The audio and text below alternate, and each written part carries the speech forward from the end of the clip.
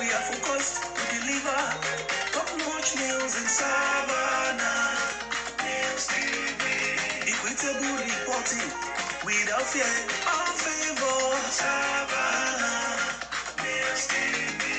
To set positive change for us and our environment is our aim. Savannah. News TV. Tune in and watch Savannah News TV.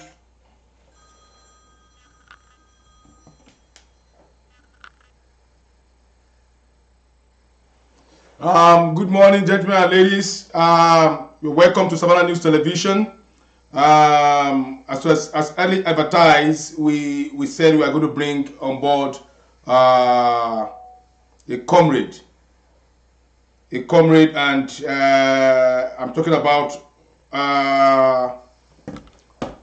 Comrade Allen Showore. He is a barrister at law and an activist as well. We are bringing him here because he's from the Ondo South, from Ilaje Eseldo in particular. And he has been agitating for better governance from that area. I'm talking about the oil producing communities in Ondo State. And at this junction, permit me to bring on this studio Comrade Allen Showore of the popular Showore family. I'm sure you know, most of you know his brother. I'm talking about Omoyele Showore. They are that, so you can agree with me that activism is running in the blood of this family. Comrade, good morning. You are welcome to Savannah News Television live program this morning, Saturday. How are you? Good morning, Mr. Jab, and good afternoon, Nigeria, and particularly the good people of Ondo State. Yes, we are happy to have you this morning on our studio. Without wasting time, I think we are going to kick the ball rolling. There is a letter here that is circulating from some people from Ilaje and Eseldo, demanding for accountability of how the oil windfall of the Wike bubble bust, which is being confirmed, which is being confirmed by the presidency through the special assistant to the president on media. I'm talking of Garba Shehu. He said it is true that there is oil windfall to oil producing communities in Nigeria and also some other monies. Comrade, you are from that area and you are conversant with Ilaje and Eseldo and Ondo South. Ondo South, which is laying the golden egg in Ondo State, have been in darkness for close to a decade. I want to know your take about this new revelation of monies accrued to oil producing communities. Thank you once again for this wonderful opportunity. And first, I want to say that the last time we spoke about this, we have not gotten details of the amount involved, and mostly the fact that many of our journalists and news outlets report this news from different angles, and now we have gotten details, much detail from this release and payment of this homologous amount. And let me quickly say that this latest release from the federal government through the federation account to the 9 oil producing states, Nigeria, were actually in 4 categories. And the first category is the sum of 477.2 billion. That is an excess crude account without deducting derivation from 2004 to 2019. In this category, Ondo State got 19.4 billion. 19, hold on, no. Hold on. 19.4 billion. 4 billion. Okay. Yes. The second category, which is 64.8 billion, as refund of the 13% derivation fund on deduction made by NNPC without payment of derivation to oil producing state from 1999 to December 2021. Ondo State got about 3.4 billion in this category. Comrade. Yes. Can you please, comrade? Can you please, as you are reading it out, I want you to still explain, break it down for my viewers, because some of them are not as learned as you are. This NNPC payment now, why is it the payment? What is it for? Please simplify it. I want my viewers to really get the thing, and I want you to give us your sources of this information, because before they will say, somebody is reading from Madam Olong, they are not your sources, and please simplify all these things to my viewers, please, and to the public. Okay. Nigeria's main source of income is production of oil, crude oil. Yeah. And the NNPC is a statutory body responsible for this. So when Nigeria process their crude oil and they get money, if the yardstick, in other words, the price of crude is, for instance, $100 per barrel. Yeah. It goes directly to the NNPC remittance process, which goes to the CBN.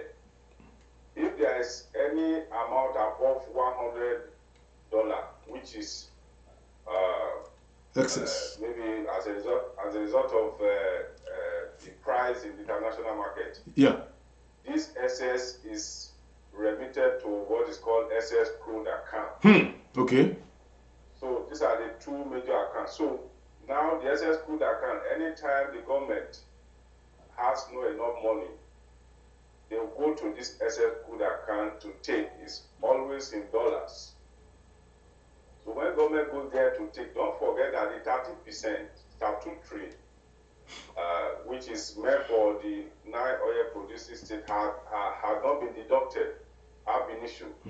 Yeah. So the law requires that anytime they goes to the excess crude account to take money, they must remit the 13% back to the 9 oil producing states in Nigeria.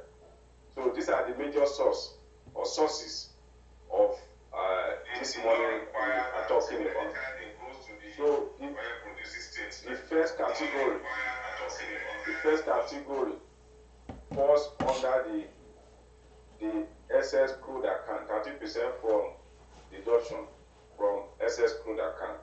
The second category fall within the NNPC remittance to the Nigeria authority, 30% NNPC remittance. So this one happened because maybe government did not, as the money was coming in, government did not remit directly. So this oil is the arrears that has accrued a very long period from 1999 and the other one from 2004 to 2019. So it's arrears, it's in the arrears. The total money is about 1.1 trillion naira. Wow. Accrued to the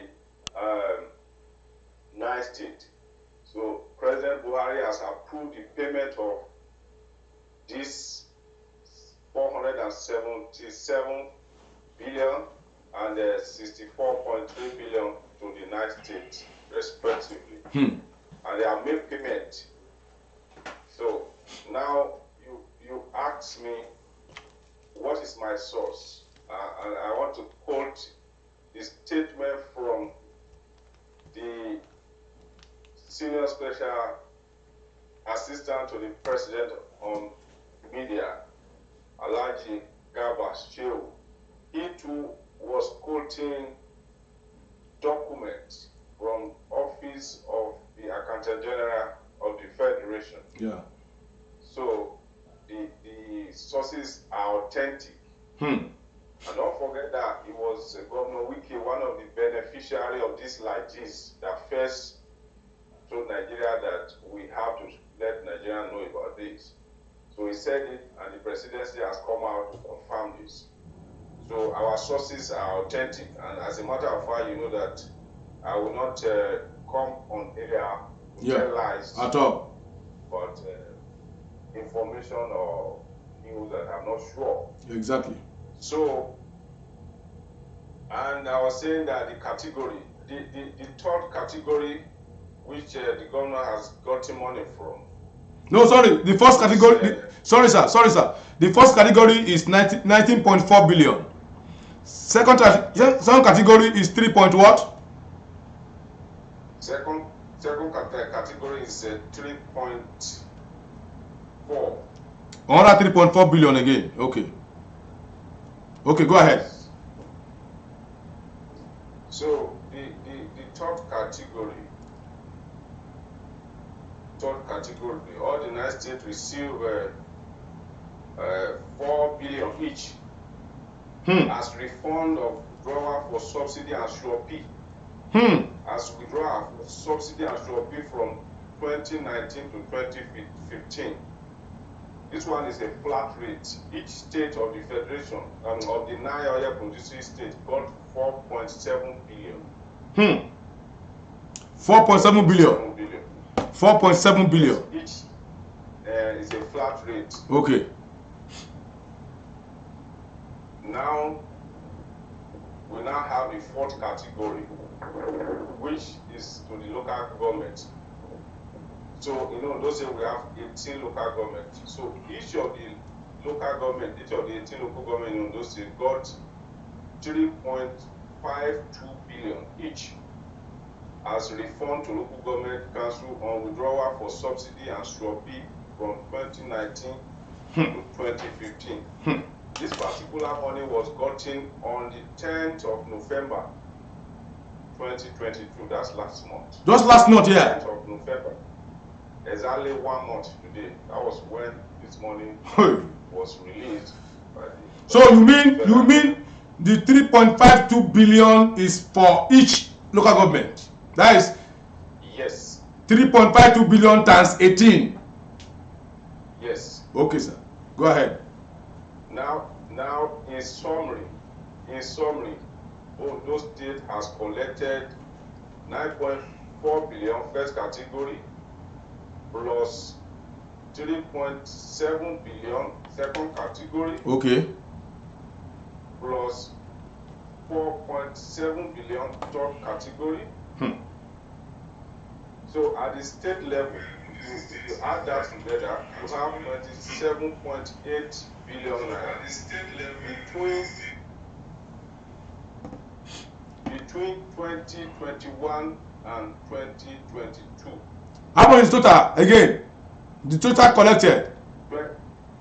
At the state level, you have 27.8 billion. 27.8 billion. From when to when?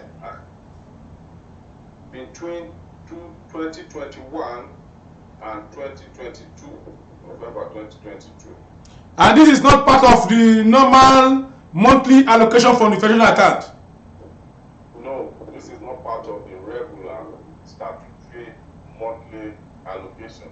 And let me equally add that in the past 8 months, the monthly allocation of the federation account has increased tremendously. Before, the federal government, the federation account share between 500 and 600. But in the last 8 months, go through the record, it's been persistent on 700 billion plus. And each time the federation share 700 plus, Ondo State is not getting anything less than 8 billion. 8 billion. 8 billion in a month? Yes, that is the state. Each of the local government equally gets their own. Oh my God. Okay. So now, like I was saying in summary, each of the local government now got 3.52 billion, each of the 80 local governments. So you multiply, you know that we have really made serious windfall at this particular time. Hold on, sir. I want to multiply so that people in Nigeria, in my viewers can hear, because this is mind blowing. Mind blowing, you may say. This is, which means for the local government alone, they collected 63.36 billion came into Ondo State. Yes. Okay, thank you very much, comrade, for your breakdown of all what you have given to us here. With all these monies collected, what is the situation? We are not still coming. We are not coming to Elijah Sedo now that laid the golden egg. Let us talk about Ondo State in general. You are a civil servant in Ondo State because you won your case against the governor, and I'm sure, I don't know your situation now, whether you are still with them or not, but you won your case with them, and you are a seasoned civil servant, and I'm sure you have friends too in the civil service. What is the situation of the civil servants in Ondo State, the government workers? What is their welfare situation to date? Their salaries, have they been paid to date? What is the situation of our pensioners? Has their pension been paid to date? Please, can you kindly expatiate on this? Because based on this volume of money that came into the state, I don't think a government should be owing anybody a kobo. Can we hear from you, comrade? Thank you. First and foremost is to inform you that after I have evaluated my service with the state government and the need for me to concentrate more on service to humanity, as a matter of fact, too, that I am maintaining my integrity. I don't want to be intimidated. I have put on my resignation letter. Oh, okay. Honorably. Service, yeah. Honorably, that's good. Honorably, yeah. So, but I have my friends in the service. I have people who are my relatives, who are retired people. So, and I was equally add that I started my career in the Sopadec, which is the commission created to manage 40% out of 30% oil derivation. So I have data, good knowledge, data, and I know the workings of this government. Having served at the political level as SA media to the governor, and later I served as advisor media to the former deputy governor. So I know the workings of this state. So you are an authority when it comes to Sopadec and when it comes to the state level. We are still coming to the Sopadec. Yes. Now let us discuss Ondo State in general, the welfare of Ondo State people. Contractors, are they really getting jobs? Civil servants, are they really getting their salaries? Is there any developmental projects to justify all this huge amount of billions that came to the state? Yes, I can tell you with the sincerity of a child and the boldness of a lion that the good people of Ondo State are not in any way benefiting from these largesse.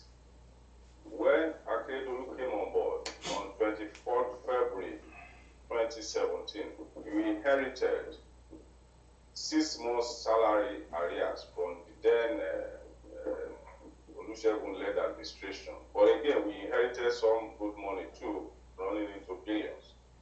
So he paid 5 out of the 6 salary that he inherited. He has managed to pay 5.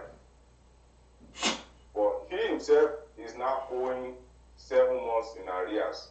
That's one that he inherited from Bibiko that he has not paid, and he has not paid 6 months salary. But when immediately the CBN announced the redesigning of the Naira, we got information that there was some volume of money in the government cycle, or we within the government house. So they started moving money back to bank to pay civil servant. So out of that 7, I'm aware he has paid 2, and he's working hard to pay additional 2 or probably clear them now that we are making this noise so that they will have something to balance their account. So that is the situation. But the retirees, those civil servants who are work for the state and retire, they are not getting their pension, gratuity and pension as and when due.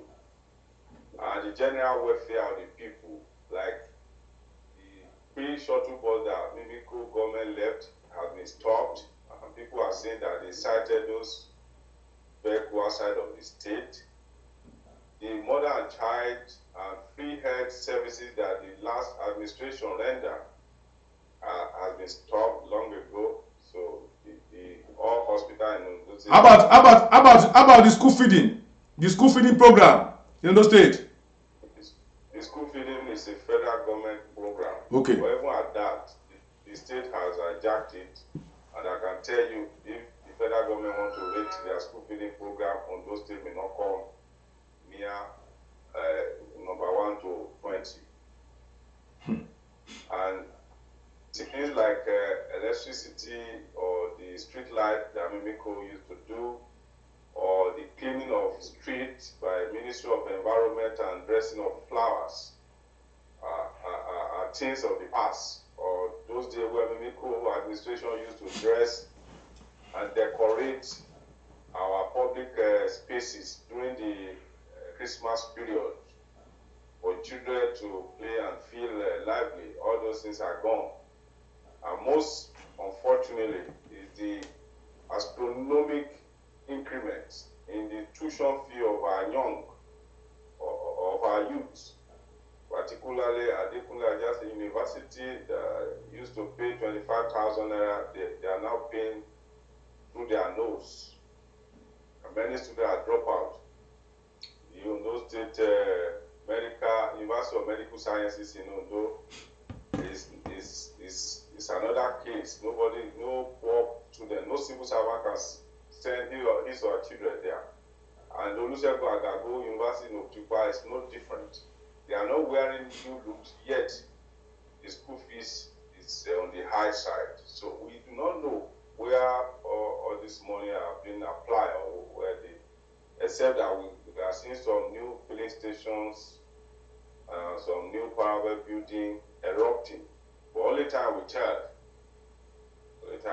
Yeah, about because excuse me, comrade, let me fair here. I won't believe that Akeredolu has not done anything at all, because what you have just mentioned here is that is just, if I'm to rate him, I'm going to rate him below 10%. But about on projects, because of recent, they say, commission one road that is in Ondo South, where Sanwo-Olu came and commissioned, and other projects. How about on projects in Ondo State in general? You see, I am not one of such person who will say, oh, he has not done anything. But we, as intellectuals, we must talk comparatively. When you put the amount of money collected by this government side by side with the project that he has executed, for instance, the project you mentioned was originally designed to be a 12-kilometer Otiwopa bypass. The project was flagged off opposite farm settlements before you get to Otiwopa. The project was designed to pass through that place to Botaku, Isoro, that place that lead to Akin Posile, Erige Road, then to Ibokoda Road. But as we speak, only 10 kilometers of that road has been completed. The other 2 kilometers, in other words, from Osoro Road to Otipa has been abandoned and been left. So only 10 kilometers out of the 12 has been completed. So if you go to Ilaje, which is the local government that produced. No, comrade, we're not going to Ilaje now. Ilaje, we will take it. That one we will take it say he has, maybe he has not done anything. For instance, the Akure Ado Road, we have a good number of indigenous of Ondo State who live around that axis. You should have a friend there. The worst road in Nigeria, I repeat, the worst road in Nigeria is Akure Ado Road. It is not motorable, it is not motorcyclable, it is not even kekerable. If there is any word like that. And where the former governor of Ekiti State, Dr. Kayode Fayemi, was the chairman Nigeria Governors Forum, and Akeredolu is the chairman of Western Governors Forum. They went to Lagos and say they have what they call down development agenda for Western Nigeria. Beautiful idea. Everybody was happy that, oh, we have it better this time. But the two of them disappointed the people by not making Akure Ado Road, which is the two headquarters of the two southern states, motoring. If you want to go from Akure to Ado, I am saying it now, and the whole world can hear me, you will spend nothing less than 2 hours. This is a road that ordinarily should not take you more than 35 minutes. So the question is, where has all these resources been applied to? Okay, comrade, thank you very much. Now we want to come to the community, the area that lays the golden egg. That is one of our main whatever now, and it is a very good thing that you once work with Unsopadek, so you know what the composition of that agency, understand, and what it's supposed to be doing, and why it was created. But all we see now, all we are hearing is that they have placed Unsopadek under the office of the First Lady, because we realize that the pet project of the First Lady, the Bimor, the Brecan, and other what have you, has some pet project. We learn that it is these projects are being sponsored by Unsopadek, and Unsopadek is created for a purpose. All we see is that they carry some guests, they give them laptop and whatever. And they sponsor some people. Are these issues part of what Unsopadek was created for? Thank you very much, Mr. Jack. In 2000, Chief Olusegun Obasanjo established what is known as the Niger Delta Development Commission. And it was a success story. So the then governor of Ondo State and some progressive minds from Ilaje and SL proposed that a similar body should be established for Ondo State, being an oil-producing state, and it was established in the year 2001 by the then Chief Adebayo Adefarati of blessed memory. The 5 major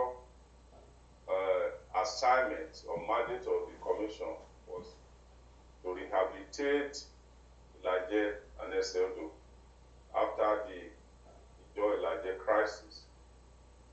Second is critical infrastructure. The third is health. Fourth is education.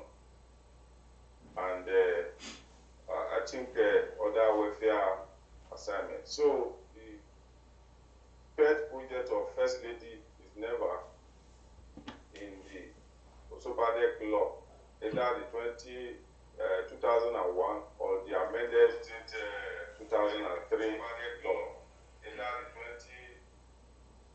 And by the spirit and letter of the provisions of section of that law, section 7 and Section 11 clearly states that the Commission shall manage 40% out of the 13% oil derivation that we accrue to Ondo State. And so every month Ondo State receive FRC on the amount, average of 6 billion. I'm not here to lie. There are times that Ondo State receive 8 billion. There are times that Ondo State receive 9 and sometimes 10 billion. But averagely, Ondo State receive 6 billion naira from the Federation account. And out of this, nothing less than 2 billion, many months, or 1.5, or let us put it simply, that Ondo State receive 1 billion naira as 30% oil derivation monthly, so that we do not fall on the side of error. Let's put it that minimum Ondo State will receive 1 billion. 1 billion monthly as 30% oil derivation. The implication is that 40% of 1 billion every month will super them will be 400 million. So in the event that you have 2 billion, 4 billion, 2 billion monthly, the oil producing commission 800 billion, 800 million. 800 million.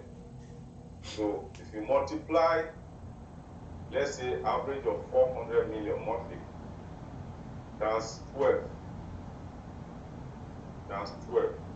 that is a lot of money. Well, hold on. Yes, times 12. 800 million times 12. Yeah, I'm coming.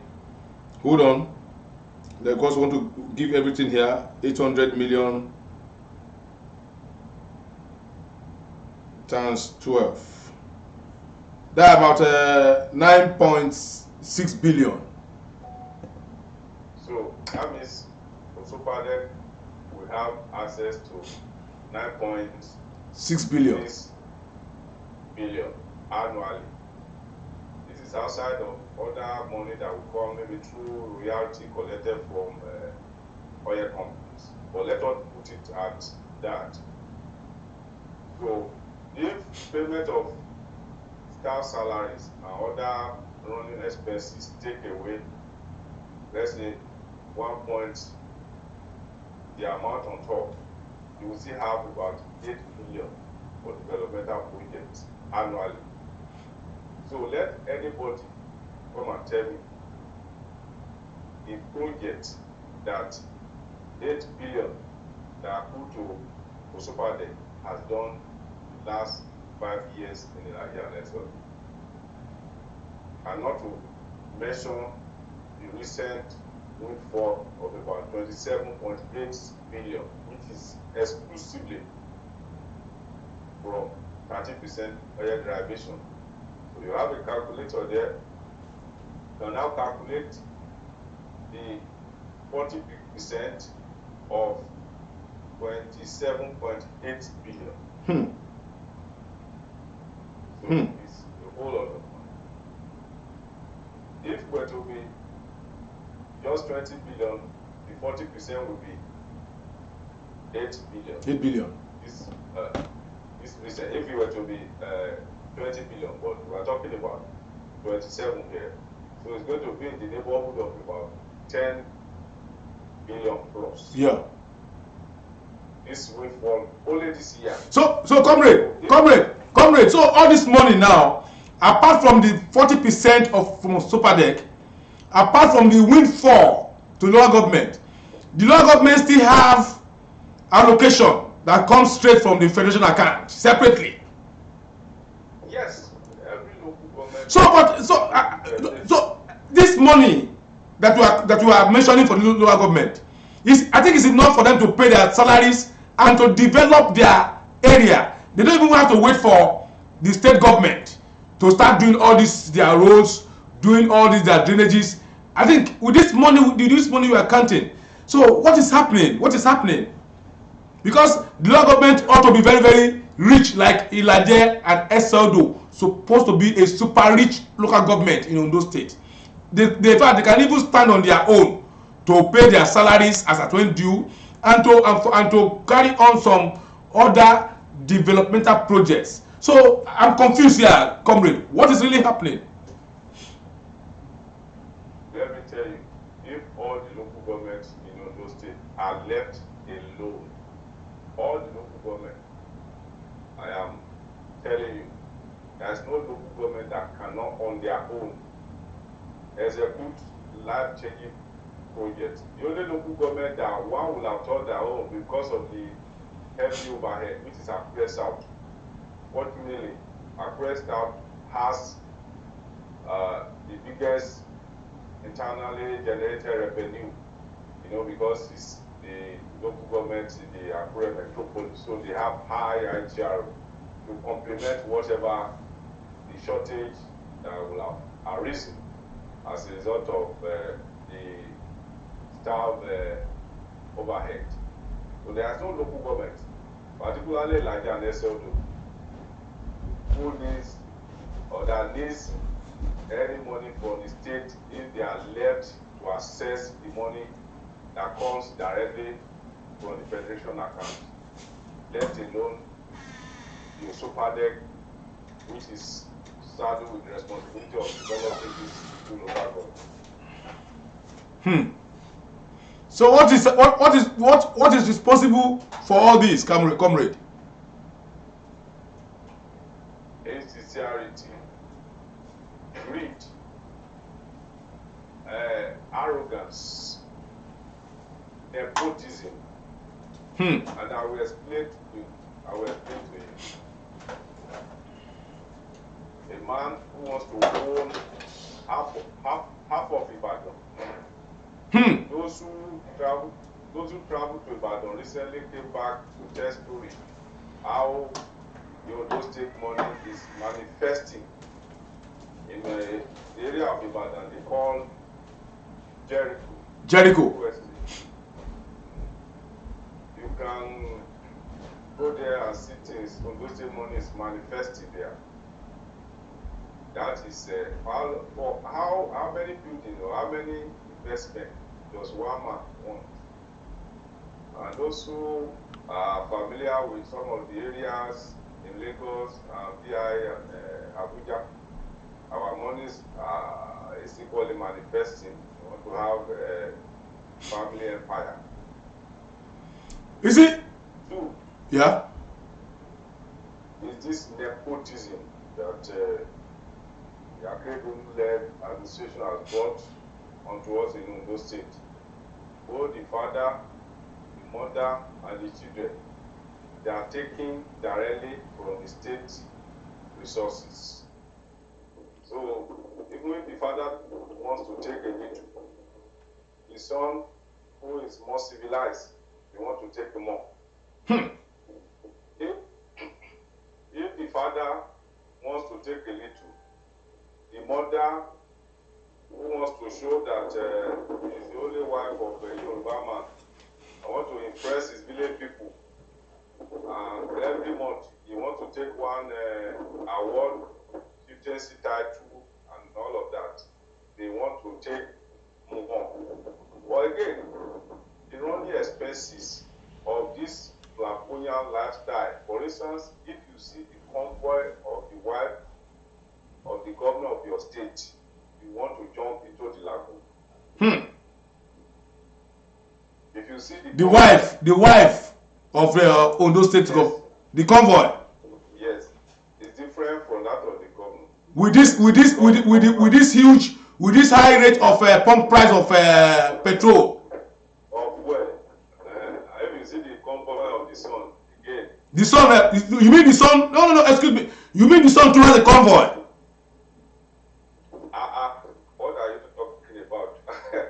Huh?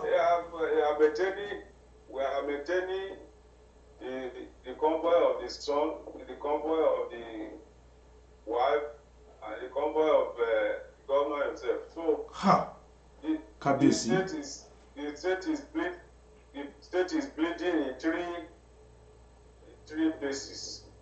All of them may likely travel every weekend or weekly. So, and the state has to pay. The state will be made to pay. So that's the problem. That's where the problem is coming. Then we talk about arrogance. You know, unlike the other governor that we have seen situation where the kings, the traditional ruler, we call the governor to order and say, oh, what you are doing, people are not happy. You are wasting our money. We have seen situation where the traditional ruler, I remember Baba Bishop Boligi, we call some governor to question in his active year. But ask me now, who is in those states who can question your almighty governor? Who? So they do things the way they like. And the fourth one is the sad situation as the House of Assembly. The House of Assembly, which is constitutionally empowered to carry out oversight function, in other words, to ensure that whoever is the governor does not go reckless with state resources. The state of Ondo House of Assembly is being presided over by a mannequin, a man who cannot differentiate between what is right and what is good. Unfortunately, he is presiding over the state assembly with a badge of corruption because EFCC has indicted him, he has been arraigned, but again, they have not been able to do everything to him. So, he cannot ask questions. Otherwise, how do you explain that you have a state House of Assembly under the provision of section 121 of the Constitution of the Federal Republic of Nigeria? We say that the governor shall lay before any preceding year appropriation bill before the State House of Assembly for approval. In other words, there is no governor that is permitted by law to spend a dime without the approval of the State House of Assembly. But now the governor has come to say that, oh, I have spent your oil derivation windfall without being budgeted for. Now the problem is in twofold. If the governor has not budgeted for the money and he has spent it, he has committed an offense, impeachable offense. Impeachable offense, yeah. If he has not budgeted for the money and he has spent the money without the ability to account, which is apparent, he has not been able to tell us that, oh, I have spent this money on so project. List the project, list the amount you spend on them. You cannot just come and tell us that, oh, I have spent the money on existing road or rehabilitation of existing road and one new road. That is not how to give account of that amount. If he has equally done that, he has committed a crime, which is corruption. So both sides, there is no way out. There is no way out, both sides. Yeah, comrade. Let's go to this very one because you mentioned three convoys: the convoy of the governor, the convoy of the wife, and the convoy of the son. In one state, you said the state is bleeding in three places. You are once a special advisor to the deputy governor. I think I'm right. You're a special assistant to the deputy governor of Ondo State. Yes. And you are with him. The deputy governor was occupying his official residence. But up to now, I want you to tell us the situation of things about the current deputy governor, Lucky Ayedatiwa. Where is he operating from? Because I know you know more of the story because you are once there. Up to now, I think Lucky has spent more than a year in the office, if I'm not mistaken. But the rumor we are hearing is that he's still operating from his private residence in Akure, not from his official residence. The situation is pitiable, but let me quickly add that I was special assistant to the governor. on media. Okay. It was when the then deputy governor had this issue of not remitting money to the people or not implementing life-changing projects. And they know that I was close, or that I'm close to the then former deputy governor. That was when they deployed me back to the office of the deputy governor, because the then commissioner of information was sponsoring stories on the newspaper to blackmail the deputy governor. The deputy governor there, and they know that I will not subscribe to that. Okay. They deployed me to the office of the deputy governor there. Now, to answer your question directly, the present situation in the government house, in those government offices, is pitiable. It's not about Lokai Datuwa alone. It's about the other political office holder. These are the commissioner. There are just about 3 or 4 commissioners that are really functioning in those states. And this is the commissioner of finance. Yes. Because he has to. Wale Akiterewa. Yeah. Yes. And then this commissioner of justice, information, and perhaps local government and citizenship affair. The other ones, they are just mere assistant to the son of the governor. They have nothing doing. They have not been doing anything. But again, see, the question about the official residence of the deputy governor. Deputy governor still operates from his private apartment in Alabaka. Are you sure? Up to now, from his private residence? I am telling you authoritatively, as a matter of fact, the official residence of the deputy governor, what used to be the official residence of the deputy governor, has been converted to situation room for the coming election. What? Quote me anywhere. It has been converted to a situation room to monitor the forthcoming election. Out of the whole building in the government house and in Akure, so it's only the deputy governor's house that they can convert to situation room. Yes, because they don't want him within the government house. They don't want to give him any level of respect or any atom of power, so that he will not assert himself like the then deputy governor who was standing tall and maintaining the provision of the constitution that the office of the deputy governor is actually established, just like the office of the governor. So we have to. This is.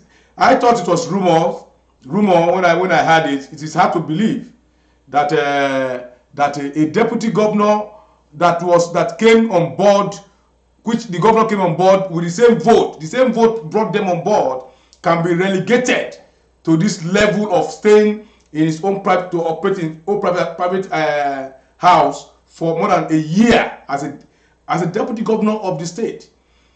I don't understand. If you are the deputy governor and you are being treated this way, what will you do? Yeah, see, men are categorized into 3. Some are immovable, some are movable, while others move. So I have not seen the balls in the present deputy governor to take some drastic action, and I will not blame him. If you understand what they made the former deputy governor to go through because of his insistence on rule of law and due process, not every man can go through that process, that treatment. He was blind, he was harassed, he was physically detained by the governor's people. Was accused, as we speak, his street in Ijabo has been left untarred so that dust can cover his house. His house. In part of the fact that every other street around that place has been tired. So it's a pity, and we have to empathize with it, honestly.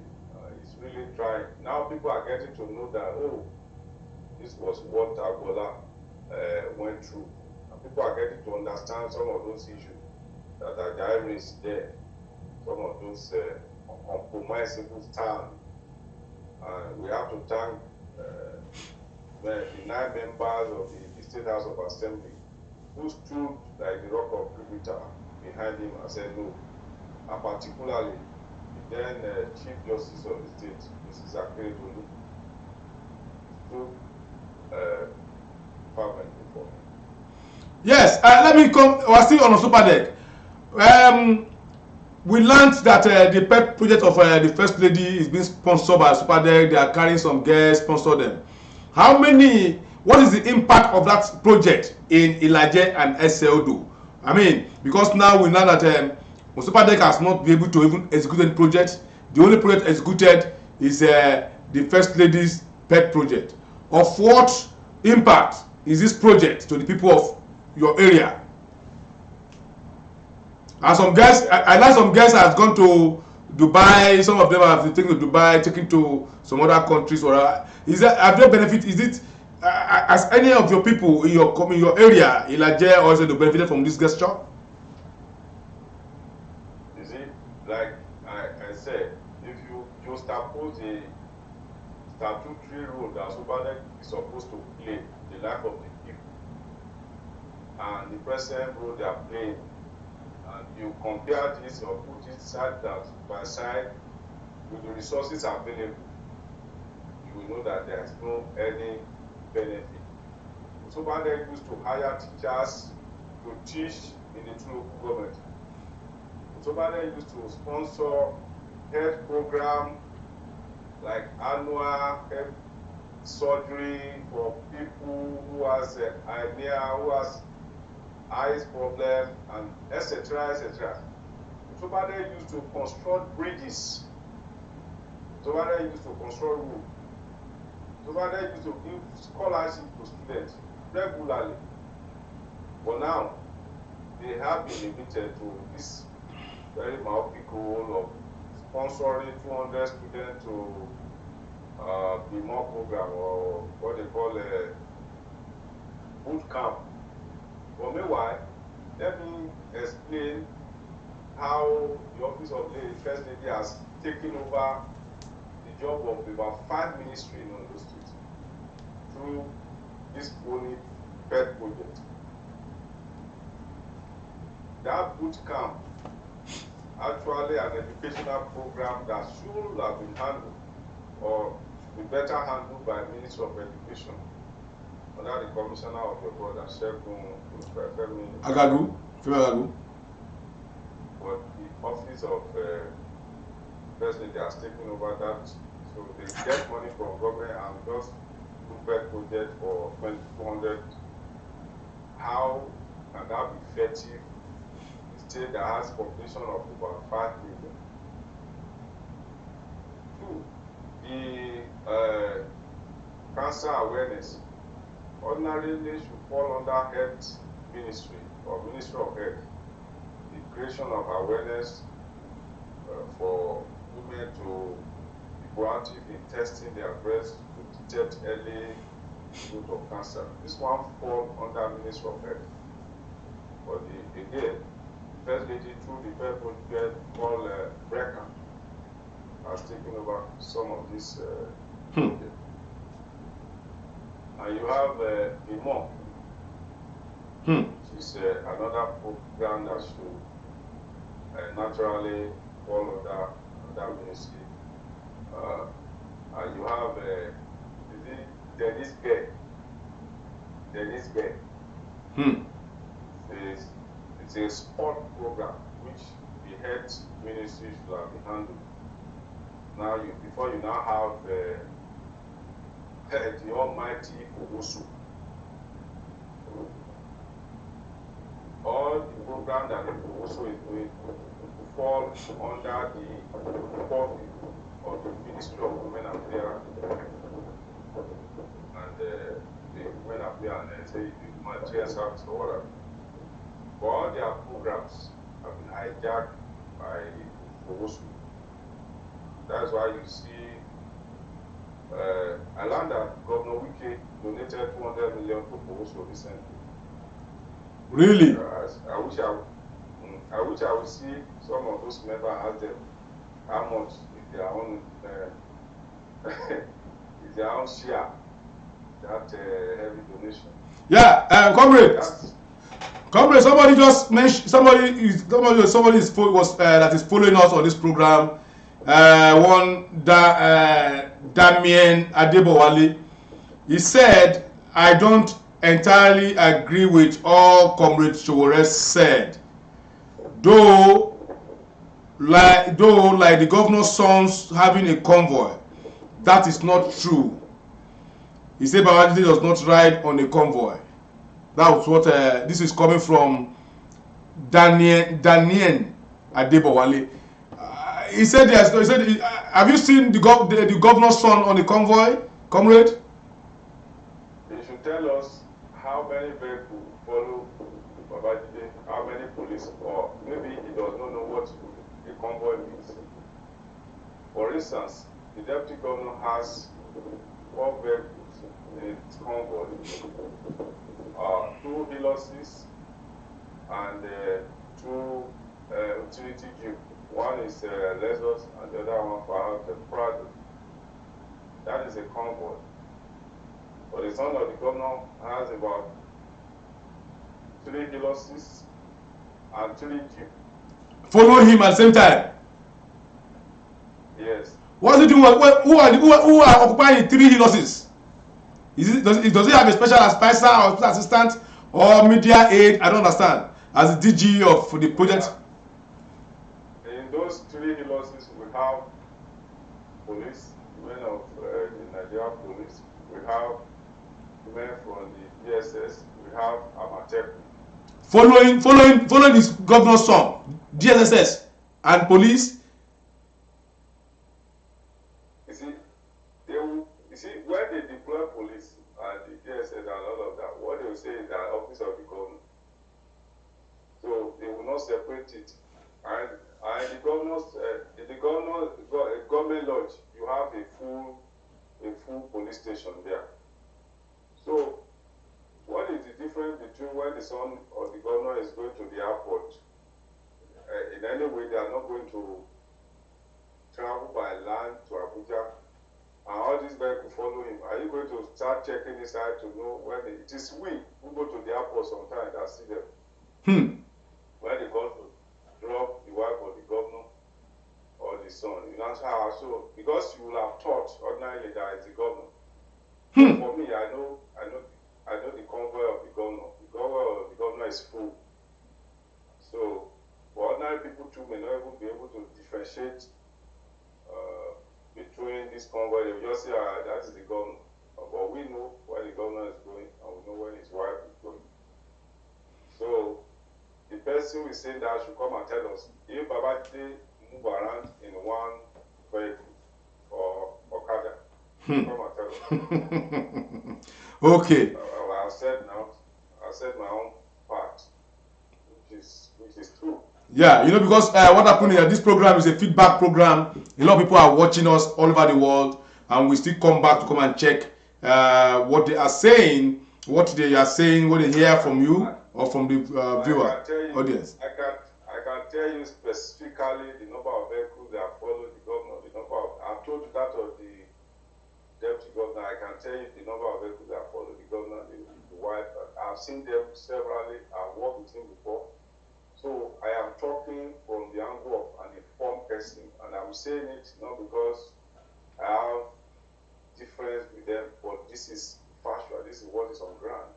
In fact, because of the security challenge in Nigeria, which relatively you can justify, the governor has increased the number of vehicles in his convoy to accommodate Amateku and some military officials. So I know what I'm talking about. Okay. Yeah. Still on the Ladia Seldo. There is this, I forgot the quote now, maybe you remind me. The quote says, I think it's from Karl Marx. He said, if a foolish person is ruling you, I don't know. that you don't blame the person, but you blame the people.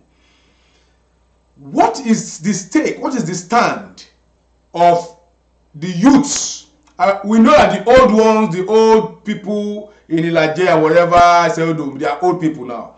The vibrant youth from that area, what are they sleeping with all these things? Because from my investigation, there is no development at all in that area, and all these monies are being collected on their behalf. What is the stand of the youths of that area? The students from that area that have not been given, no longer enjoying scholarship from Osupadek, no longer enjoying bursary from Osupadek. Those students, the youths that no longer get, even the contractors that no longer getting jobs from that area, are they sleeping? What is their step? What step are they taking? Because they can, as a lawyer here again, can they sue the local government chairman that the monies accrued to them have not been replicated in their environment? What is happening, Comrade Alex Owore? Definitely, I can tell you that my people will rise again. What is happening now, the fact that the majority of our youth are waiting for the keynote on the government side. And some of our leaders who before now used to ginger the youth or call the youth to a meeting and challenge them to fight for their rights, they are waiting for their own turn. So it's now the politics of go and chop your own. Politics of waiting. But I think it's getting clearer now that some of this waiting may be endless, because even the justly for the next governorship of Ondo State has started. As apparent that some people may no longer continue to wait. So I can tell you that my people, particularly the youths in Ilaje and SLO, like you said, you already have a letter with you. People will rise again to ask questions, to ask legitimate questions about their common patrimony. Okay, so and now Osupadek is still having a board and is having a chairman. What are they really doing now? What are they really doing in that place? The office in I know the office is in Obaile, whatever. I know the office that is there. And before I even go there, I remembered that it was being proposed that actually the office of Osupadek ought to have been either in Ibokoda or in Kiribo. In fact, the office not supposed to be in Akure. And with that again, what are they doing? Why has that office not been relocated to where it ought to have been operating from? It was this present governor who promised the palace of the royal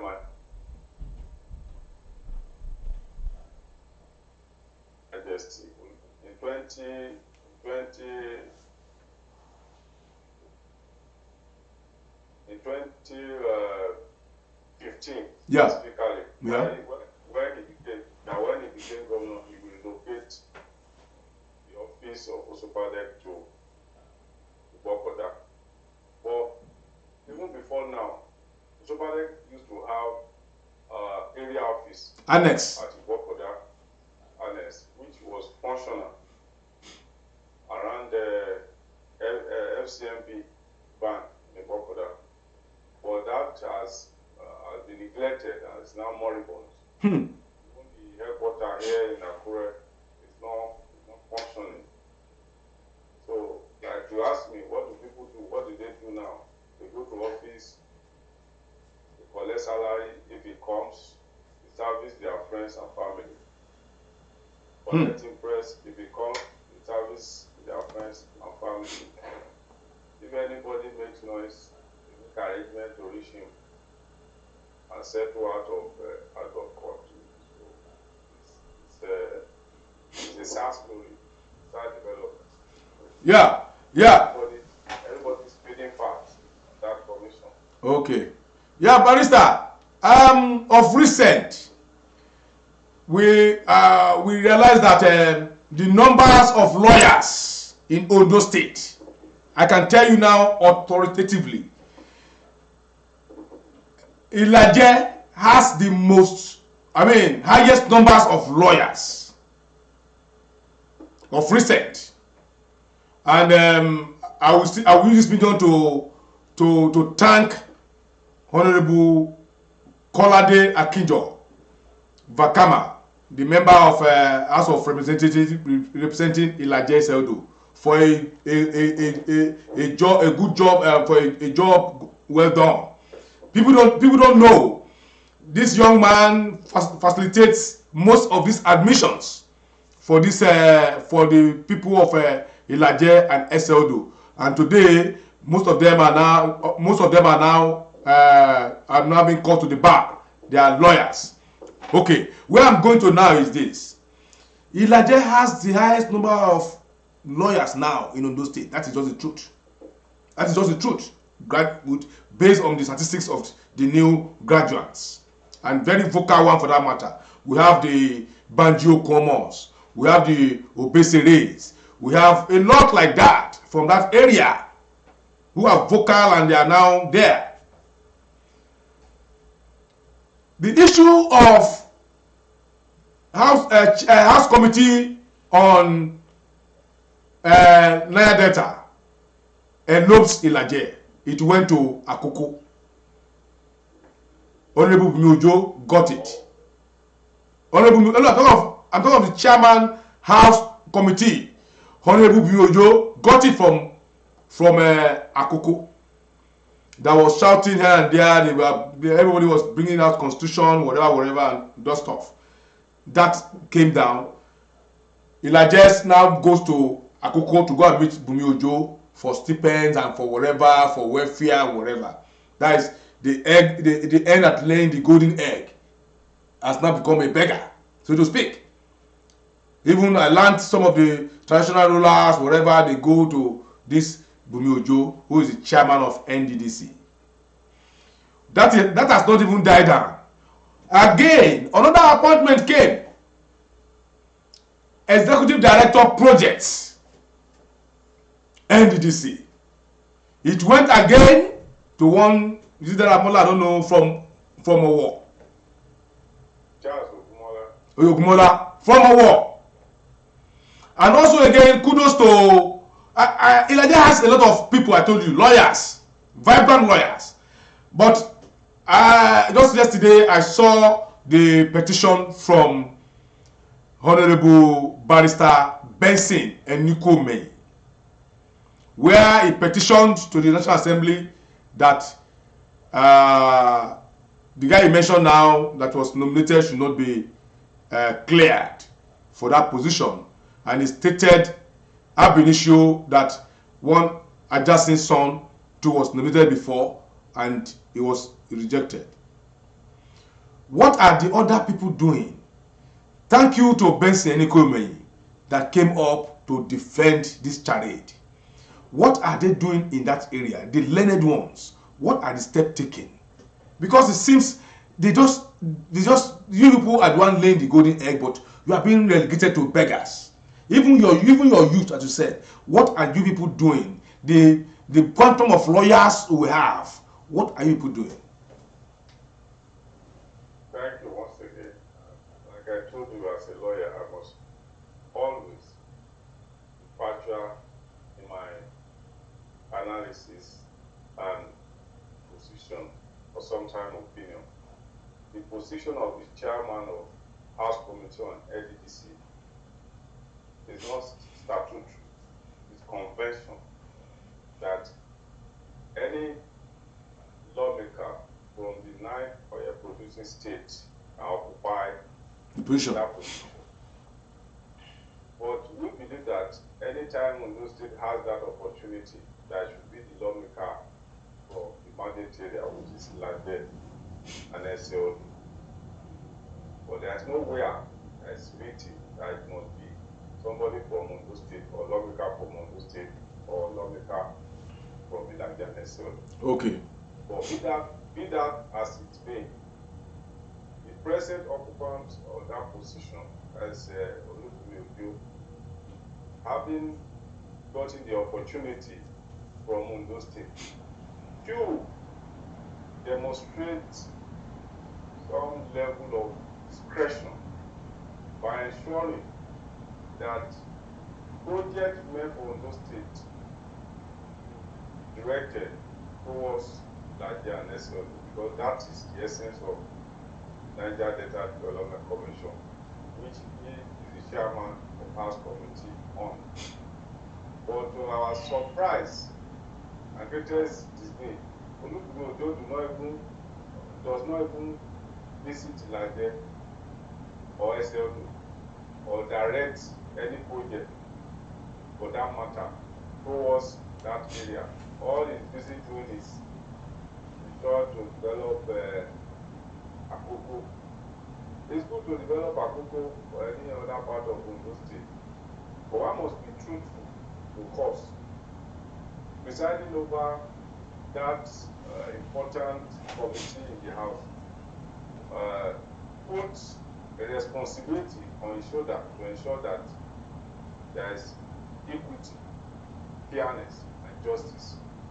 But I can tell you today that what he's doing is not just, and that is not fair. People like that, and so by not executing just one project or visiting that place that gives him the leverage to be chairman House Committee, he is unfair. If anybody is listening to me who is close to him, I want you to tell him that it's not fair to our people. It's not equally fair to himself, because these are people, young minds that we are looking up to. Those governors actually for those who have a large heart. So, and this is where to measure it. So what happens if he wants to aspire to governor of Ondo State in the future? We already know how to measure him. We already know that he cannot dispense justice, he cannot dispense equity. He is biased. He is tribalistic. To say the least. So, and that's why I don't have any respect for his sense of judgment. If you occupy that position and you cannot link it to one project that you are executing or you are working on in Elijah and SLO, irrespective of whatever you are doing in your own area, is a sad history that he is building. Ade Parati created Industrial Oil Producing Area Development Commission. He is from Akoko. Today, he will be remembered for that. Yadua granted amnesty to the people of Niger Delta. He was from the north, but today history is kind to him. So history will be our judge. Okay. If you let me take you down memory lane. I'm still on the youth matter of the youth in your area. Agitation came up in Nigeria. Before now, the Niger Delta youths or Niger Delta people didn't know that that Nigerian has developed to an extent. Not until there was a conference in Abuja that brought them from Niger Delta region to Abuja during Abacha. So when the Niger Delta people got to the like of this militant now, I will remember his name now. They came to Abuja and they saw Asari Dokubo, Asari Dokubo and all of you, them all those group. When they came to Abuja, they were lodged in Nikon Hilton. Then it was called Nikon Nuga Hilton. They were lodged in that hotel. And when they got there, they saw the hotel and said, "What? You mean Nigeria is like this?" And that was where the agitation came from Niger Delta. That was where they started saying, okay, oh, so it's our oil money from Niger Delta you people are using to come and develop Abuja, and we are languishing in abject poverty in Niger Delta.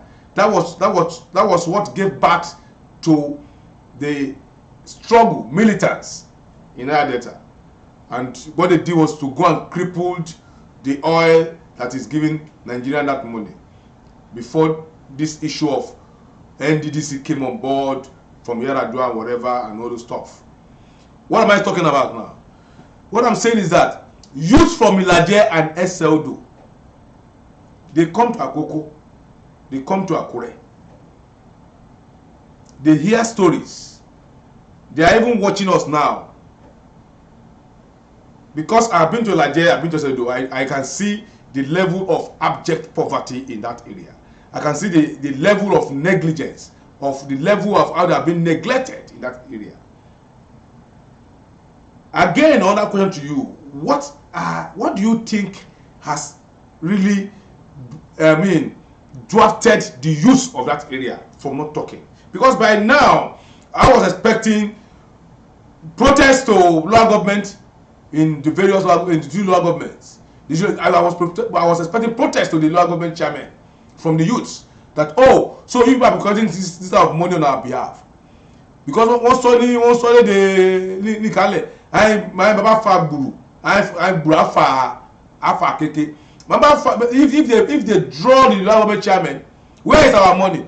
They will talk, they will speak where the money hang, where the money has been hanging. So what is the youth doing? What are they really doing? Are they really sleeping? I'm still asking this question again. Because Akoko people celebrated Bumi Ojo. Bumi Ojo in the history of Ondo State is the first aspirant that was not challenged. He became a candidate without election, unopposed, because of what he did for his people. Because of the development, to be candid with you, Bumi Ojo brought development of Akoko land to where he was representing. And that was the reason why people could not come out to challenge him at all at the poll. They gave him on a clean slate from APC. Are the youth not seeing all this? What are they doing? Are they still sleeping? Comrade, you have lawyers, you have activists. Are you people sleeping? Yeah, thank you. Again, this is part of the challenges of democracy. And I don't want to sound as insightful. The youth are not speaking. And I can tell you that the youth are preparing. But protests can come in any form, particularly in the democratic regime. Protests can come as in form of voting. Protests can come in form of education. As we are speaking now, as regards the issue of the wrong nomination of Charles Okumola, I know quite a number of people who have written petition aside the equipment which you mentioned. Kolade Akinjo has equally written. More than 10 people from Elijah has written. There are court processes going on. And as regards what you mentioned, the Akoko way we use using our resources, our opportunity to develop Akoko, or what, let me borrow the word of Rodin, how European underdeveloped Africa. You don't even have to get to Akoko before you see it. If you get to Owo, you get to Ibadan, you see the internal imperialism, the what we call neo-colonialism. Because whatever you see is the resources of the Nigerian SLD that we use to develop these places mentioned. But our youth are not sleeping. As a matter of fact, they are preparing. And I can assure you that when you see the reaction of our people, you'll be happy with them. Okay. Let us leave it at that. we'll be happy with them, and we are still watching. We are waiting to see the reaction of that. So with this development now, what are the chances of APC, especially in Ondo South? With this money you mentioned here earlier, we calculated 27.8 billion haven't collected from the oil windfall alone, not the allocations, right? And this is the two governments that laid the golden egg. They have been in darkness for the past 1 decade. I'm sure you know the history of the issue of light in Ondo South. I want you to briefly tell us your view about it. How much is the entire Ondo South owing BDC that could not be settled to date? That the 6 local government, Odigbo, Okitipupa, Irele, Ilaje, Eseodo, they are in darkness till tomorrow. Our barbers could not barb, and you can see, coupled with the high cost of fuel, definitely to barb your hair will be very expensive because the barber is using generator. Our weather could not work. You know, our cold room could not even store. So how much are we even owing self? Because they are making it look as if we are owing trillion. They are making it look as if what we are owing cannot be settled based on this amount collected. Because if you can, that region can collect 27.8 billion, can't we settle the issue of light from these monies? Thank you. They say where there is a will, there is always a way. But when the leaders lack political will to execute everything, it will seem as if there is no way out. I think the question should have been, how far can this money, this 27.8 billion, take the people of Elijah's SLO? How far? And I will have answered the affirmative that this money will have taken us so far. This money, if for instance, our debt in electricity or the restoration of electricity is 1 billion, 27.8 billion, just give the Niger Delta Holding Company 1 billion, let them go and restore electricity. Abi? Yeah. You still have 26.8 billion. So how much does this cost us to dualize Okitupupa to Igbokoda and put street lights? Will it be more than 5 billion? The answer is no. The dualization of Okitupupa through Igbokoda with street light cannot be more than 5 billion. How much will it cost us to put a halt to the raging sea caution in the Niger, particularly in towns like Ayetoro, Awoye, and Molute? How much? How much will it cost to provide relief materials for the people, or completely resettle them to Adabakuja, new town? How much does it cost to build one housing unit like Zobane used to do?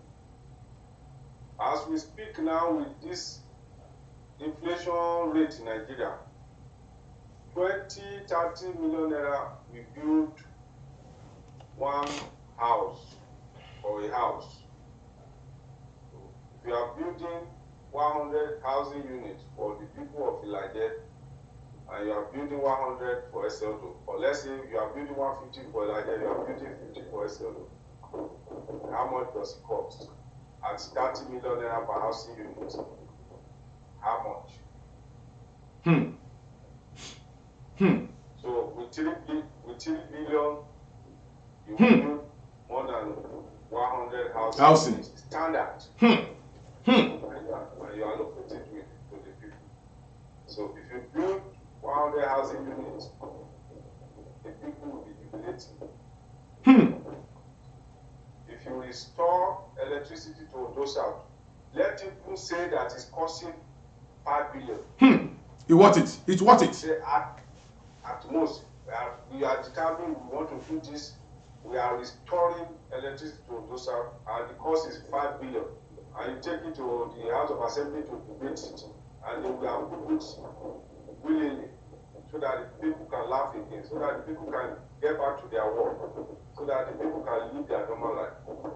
How much is 5 billion out of 27.8 billion? That is apart from the monthly allocation, though. Apart from the monthly allocation. Apart from the monthly allocation. To lower governments. What about the local government? The 3.52 billion paid to the local government just last month. If you allow them access, if you allow them to access their own, and you allow yourself to access their own, how far will you take them? It's definitely going to take them far. Okay. Comrade, let me take you on this, because you are part of this government ab initio. And when you people are campaigning, you came to Ikale land, and you yourself, the then deputy governor, this present governor, and all of you then, as politicians, you guys came. In fact, as a matter of fact, you guys even brought a truck. You said it was a refinery of our bitumen. You guys came and cajoled the Ondo South, Ikale in particular, where we have the second largest deposit of bitumen in the whole world. Canada is depending on bitumen. More than 40% of their revenue is from bitumen, where they depend on in Canada, one of the largest economy in the world. Up to this moment, I want to ask you, where is that refinery on truck you guys brought? And where is the exploration site? Because at a point, the governor said they have started exploration. He said they have started exploration. And people like us came out and say it's a lie. Because to explore, bitumen exploration is not a tea party. But you people use that as a campaign strategy to buy our people. I want you to speak on it. I know you're no longer in that camp. Was that the reason why the deputy governor was having a loggerhead with the governor? I mean, the people want to know. Or are you still is it the character of the deputy governor and the governor together that came to deceive the Calets for bitumen? The people want to hear from you. Thank you very much for this beautiful question. Well, I will explain. In 2015, when we were campaigning alongside the governor, we were still together.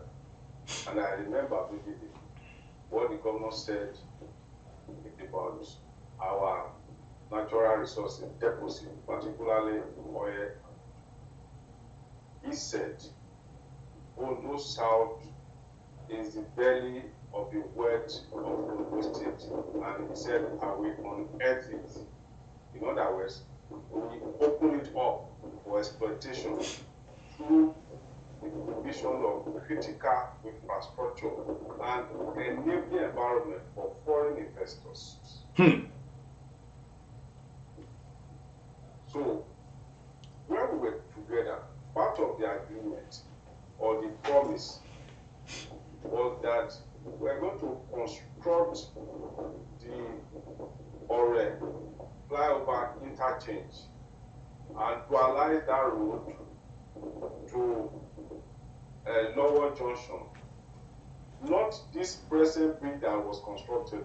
The bridge we designed or the plan was a dual carriage bridge, wide, double lane. And that we're going to construct a road from Araromi in Ilaje to Bejoleki in Lagos. Thereby creating an enabling environment for the investor to fly. In fact, that road was flagged up in conjunction with NDDC. But Mr. Governor was waiting for NDDC to make payment first. So the road never. So it was in the second term that they brought this vehicle that you are talking about. And I remember that I even wrote in Gazette openly that this is a grand deceit. Okay. It was the second time they brought that katakata, that truck. That truck, that waste disposal. Yes, I remember I wrote in Gazette. So we were not part of this. That charade. That charade, we were not part of it. Part of the thing we promised, we started it for, because the government deviated, because part of the promise we made in 2015, I remember, was the restoration of electricity. I said it was going to be 6 months. And Demola said, and everybody was happy. But the government deviated from that promises. And that is part of what constitutes the disagreement, the irreconcilable differences between the then deputy governor and Mr. Governor. This issue of the failure to restore electricity to the south, the non-remitting of the superintendent fund, and the general ill-treatment of the people from Ondo South was the major reason why the then deputy governor, Agbola Agari, disagreed vehemently with the governor that on principle I was not going to recontest with him, so that whatever the governor does, he will be taking responsibility for it. So on that, he refused to recontest on the same platform with the governor. And you know, you're part of the process, you know what happened, how vehement he was maligned. Yeah, comrades, thank you very much for your time this morning. We really enjoyed your time. I know you are a busy person. You have a function to attend, I know, before we track you down. Before you go, your parting words to Ondo State and to Ondo South in particular. Yeah, that was the question you were about asking me, that what are the chances of our party in Ondo State coming election? Yeah, that is, yeah. And I can tell you that Governor Akeredolu is the chairman campaign council for the entire South. The entire South, he is the chairman. But I can tell you, he himself is not campaigning. He has not been campaigning for anybody. Because he knows what he's going to tell the people, even before the revelation of this 27.8 billion. So I am sure if anybody is contesting under the platform of APC in Ondo State, he is on his own. Governor Akeredolu is not going to campaign for anybody. You just say he's on his own. Yes, they know they are going on their own. That's why they have the Asheyori card. The Asheyori card is now everywhere in Ondo South, and I think is that not a welcome development? Yes, it's not. In fact, we have been raising alarm and we have been educating our people. And it's not only about me, across Nigeria. People have been conscientizing their people not to release information on their voters card. It's fraud, it's MMM. You know what is MMM? Fraud. And let me tell you, this is serious, it's not a joking matter, Mr. Jam. Only the federal government agency under the Constitution of Nigeria, we have what's called exclusive list and concurrent list, then the residual list. Collection of data, identity of citizen is under the exclusive list. The implication is that only federal government agencies like the police for the purpose of criminal record, immigration for the purpose of issuing passport, National Identity Card Management Commission for the purpose of producing national identity card for citizens, and the population census, National Population Commission. These are some of the bodies that has that power. So no individual has such power to collect data of citizens, particularly data that are on voters card. And we are calling the attention of security agency and INEC too, and INEC. A particular INEC. And I can tell you, it's like they have gotten the hint.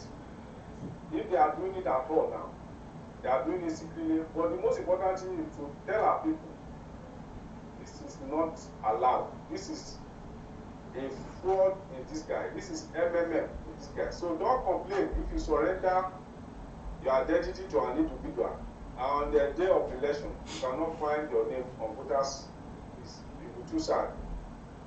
And it's equally dangerous that sometimes they collect this voters card in volume, pledging that they will register them and they will return it to them. What happens if the person has the card of the whole community? What happens if he runs away? What happens if he decides to set it on fire? So don't surrender your card, voters card, or any information on it to any individual. You do not have that power. It is illegal. So card assignee or whatever name they call it is an illegal. It's illegality. Okay. So tell our people, use your program to educate people, and I've told you now the provision of the law. Yeah. And that they are no longer able to display it. If I see anybody who see anybody carrying out that illegal, you have the right to arrest the person doing it, because no individual has such power to gather or collect the fingerprint, the passport, the name, the voter's number on your voter's card. No such power. No, you said the person has the right to arrest the person. Hope you remember you are dealing with a billionaire. There is nobody who is above the law. In Nigeria? You understand? Of course, Nigeria, the law is gradually catching up with people. You remember now, recently, Two-Face was arrested. You remember recently that even the chairman of EFCC was convicted by a judge. You remember recently that the ID of police was sentenced. So, even in Nigeria, our democracy is gradually picking up, and people are beginning to gain consciousness of their rights and power under the law. Okay. Yeah, thank you very much. Then you have said that. Then back to my question again, my last question. Your parting words for Ondo State, civil servants, Ondo State workers, Ondo State pensioners, Ondo State contractors, and to the people of Ondo South. Yes, my parting word is that to the good people of Ondo State, we are noted for our resilience, our brilliance, our boldness, and we cannot depart from this virtue of Omanuabi. Continue to maintain your integrity. Don't succumb to this intimidation, this harassment by one family. This time shall definitely pass. And to my good people, the good people of Ondo South, we have been marginalized, even within the state. We have been colonized, even within the state. But the time has come for you to liberate our people. 2023 is another golden opportunity for us to liberate ourselves, for us to bring back the light. So keep your voter's card and vote your conscience. Don't allow money to be used to buy you over. Thank you. Thank you very much, Comrade Barrister Allen Showore, a barrister and an activist par excellence and a student union. He was a student union activist, and also he became a politician and still an activist too up to now. And he's so vocal from that area. And we thank you for your time this morning from here. We thank you for your time for the afternoon from here. We know that you are a very busy person. And from Savannah News Television, we say thank you, and also extend our greetings to your principal. I'm talking about His Excellency Agbola Alfred Ajayi, and we wish you the best in all your endeavors. The senatorial candidate, the PDP senatorial candidate for Ondo South Senatorial District. Okay. The 2023 general election. Okay. Inshallah, our incoming senator. Okay. We thank you for that, and thank you for everything, and happy weekend. I know you are busy with some other functions today. Thank you for your time. Thank you. Gentlemen and ladies, just finished speaking with Comrade Allen Showore, and I'm sure you have heard from him. He brought out his analysis. I mean, he broke down everything. There is no anything hidden about monies collected from in Ondo State by this administration. And I don't know, people are not asking questions. That's what we are all concerned about. And also, particularly to the people of Ilaje and Eseldo, it's not left for you. You know that you people are rich. You can't be rich and be hungry at the same time. Let us ask questions. We're not here to winch anybody. The information reeled out this morning comes out from the office of the Accountant General of the Federation, which even you yourself, you have access to. Because if we're not asking questions, then where is the democracy? Where is the democracy? Democracy is giving to the people what they ought to have. You know, I sympathize with the people of Ondo South, because it is evidently clear that the government is not ready to rescue us from the darkness we find ourselves. If the lower government can be collecting 3.5 billion in a month as allocation, and let's even assume the six lower government collecting 3.5 billion, that's about almost 21 billion. What stops the six lower government to come together and say, okay, we are bringing out 1 billion naira? To fix the light in Ondo South, no matter how it is, it cannot be more than 2 billion. So if the whole lower government can collect, six lower government can collect above 20 billion, so can they bring out 2 billion or 3 billion to solve the issue of light? Because it will go a long way to alleviate the suffering of the people. The barbers will be able to barb without using generator. The cost of barbing hair will not be as expensive as it is. The weather will be able to walk to weld. The people that are keeping the refrigerators will be able to work. Even people staying in those areas can be able to stay in their houses and enjoy good atmosphere, where you enjoy your TV and your fan is blowing to you, your AC is working. You feel you have a sense of belonging. You can even get access to internet, access to news. Light is next to life. And this is a region, a district that has been in darkness for close to 10 years. And this is a region that has the largest deposit of bitumen in Africa, the second largest in the whole world. And this is the region that is part of the oil producing community. And this is the region that makes Ondo State a member of NDDC. This is the region that makes Ondo State collecting 13% derivation. And it is the same region that is in darkness. Let us just wait. Where are our leaders? Where are our leaders? Where are our leaders in Ilaje? Where are our leaders in Eseldo? Where are our leaders in Ikale? Where are our leaders in Odigbo?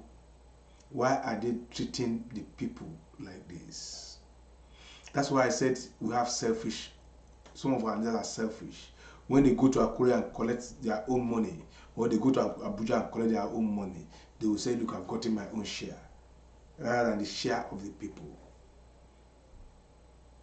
We should be able to leave a legacy in life, and that is what we stand for. Good morning from here, and at this junction, we call it a day, and as usual, our security tips to our people back home: make sure you inform one or two people of your next destination. Make sure you have the details of the vehicle you are going to board to any place. That is why this phone This phone in your hand is not just for calling alone. This phone has a lot of functions that can save your life. Use it to snap the vehicle you are going into, and you send it to 1 or 2, 3 people. That may save your life. Good morning from here. Twitter at Savannah News TV.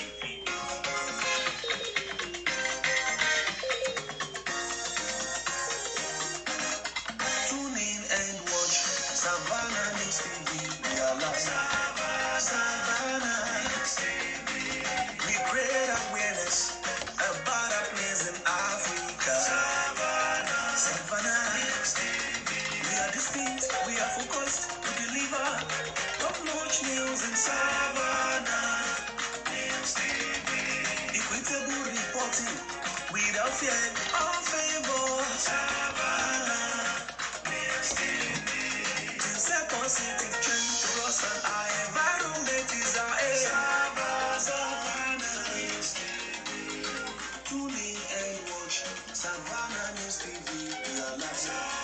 Savannah News TV. Our CEO praise Brade Fonde. Olu Jimmy Jaffa. Savannah News TV. When we make it, I'm a leading witness. Keep watching Savannah. Savannah News TV.